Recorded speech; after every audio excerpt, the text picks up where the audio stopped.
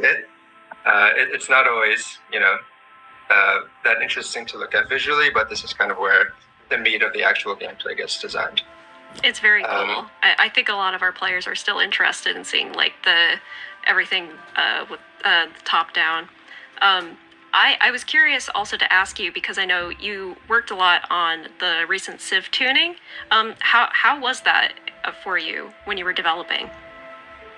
Yeah, so tuning is always tricky, especially in kind of a long form idle game like this, because we need to simulate what a player experience might feel like over weeks and months.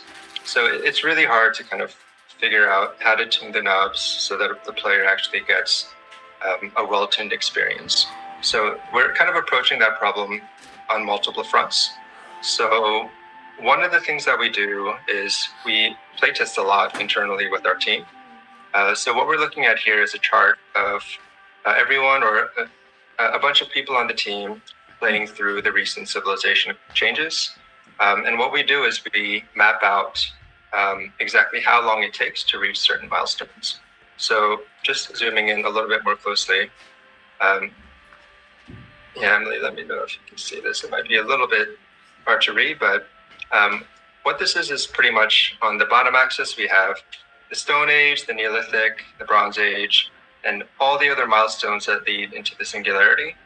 And then we're measuring time for players as they kind of go through this progression. So as we kind of made early changes to the game in the Stone Age and in the Neolithic, we noticed that all these new upgrades that we were adding was making the later game happen much faster. So we realized we needed to kind of retune the later game to add a little bit more friction so that it returns kind of to balance. So we've been making those changes and testing it internally kind of on a fast-forwarded simulation basis, if that makes sense. So basically, our internal team is able to kind of test the game at 60x speed or 600x speed, just to kind of quickly run through and see if the simulated time is kind of in line with our expectations. So that's one way that we've been thinking about tuning, just by having our team internally playtest with a bunch of tuning tools that we've developed. But we're also working on modeling all of this separately outside of the game. So we have one of our data specialists kind of building a model of the game, pretty much in spreadsheets and using some custom coded tools to kind of develop a model which lets us project how long this progression will take. And that kind of is a much more data-driven and more accurate, I guess, approach to, or scientific approach to figuring out the tuning. So we're kind of attacking this on multiple fronts. It's definitely a tough problem to solve. Our beta players, I'm sure, have seen it firsthand, that a lot of the early versions of the game that we send out are not quite tuned.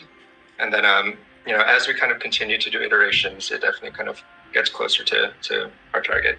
Yeah, it's definitely all part of the territory of being part of a small team. Everyone wears many hats and everyone has to juggle different tasks depending on the week and what takes the highest priority. So I get that there. Yep.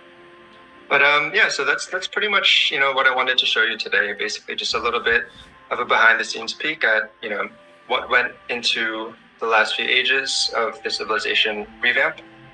So we're definitely continuing to do to add to these changes as we progress through the tree. So next up, as you might have guessed, is the Iron Age. So we are hoping to have that out soon. And then as we continue to build, we'll continue to expand the civilization content, through the Industrial Revolution, and then to the Singularity and beyond. So definitely stay tuned because there's a lot more changes coming. Nice, yeah. No, I can't wait to see what the Iron Age brings us, but the Bronze Age update has probably been my favorite one so far.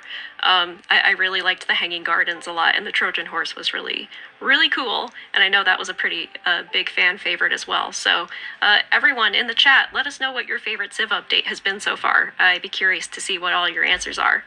And thank you, John, for sharing information about the civilization and everything that goes on behind it. It's a lot of work for sure. Sure. Yeah. Thanks for having me. I always love talking about this with the players. Awesome. Yeah. And now moving on to other really cool content that we've been working on. Prash, it's your time to shine. Do you want to go ahead and do the honors of a